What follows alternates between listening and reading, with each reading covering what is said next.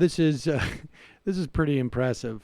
Steve Mnuchin has decided that he will not in any way cancel his trip to Saudi Arabia for meetings.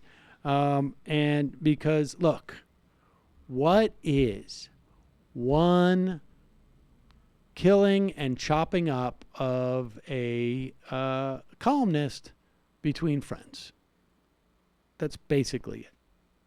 Can I ask you about a slightly different issue? And it's one that is vexing a lot of executives at the moment, and they've got to make a decision about whether they travel to Saudi Arabia for the FII event. Currently, as I understand it, you are scheduled to go. But even as we speak, you hear leaders elsewhere pulling out of the event. Are you still determined that you will attend at this point, given that there is still, I think, no clarity as to what has happened to Mr. Khashoggi? I think there's some clarity. I think we're pretty much in the clarity realm of what happened. I mean, so, maybe this guy's giving him a slight out here. There's, we don't know what happened. We suspect that he was murdered and chopped up. There's apparently audio and video of it. But maybe he spontaneously combusted. It feels like he's consciously keeping the CNBC viewers in the dark a little bit. A little bit. But let's give Steve Mnuchin an assessment. To what has happened to Mr. Khashoggi, the Washington Post journalist?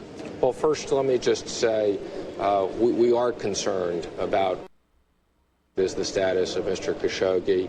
And although I haven't had direct conversations with the Saudis, I know other people within the executive branch have, and those discussions are underway. I am planning on going at this point. If more information comes out and changes, we could look at that, but I am planning on going. And what would your advice be to executives in the United States and elsewhere who are asking themselves the same question about whether they should be attending? Well, my comment is we all want information, so let's wait and see what information comes out in the next week. Are you concerned at all that there may be any wider damage to the relationship with that country as far as the U.S. is concerned, or any economic implications?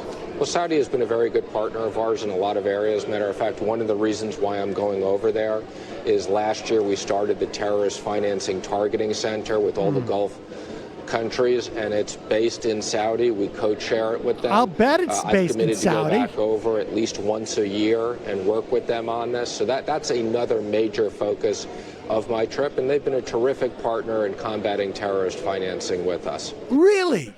Really? Have they? Based upon, since when did that happen? You've come to the right place. Yes. My friends. We're going to combat terrorist financing. We're going to shut down our banks 3 days a week. Bank holidays. Bank holidays. That's going to be the first thing we do. For you, I will behead your wife. We will cut the financing by 10% for you. But these terrorists who chop these people up.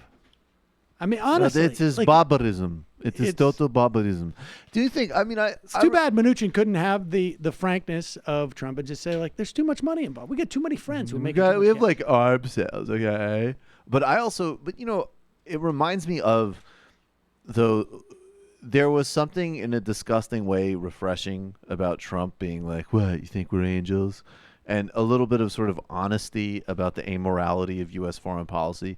Conversely, though, this is the type of thing which really underscores in international relations manners actually mattering, because it's like, this is the type of thing that, yes, if they murdered and dismembered a journalist under Obama, they'd cancel some meetings.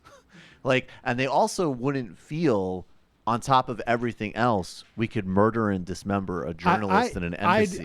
It absolutely facilitates. I mean, even if you want to try, the guy calls the press the enemy of the people all day.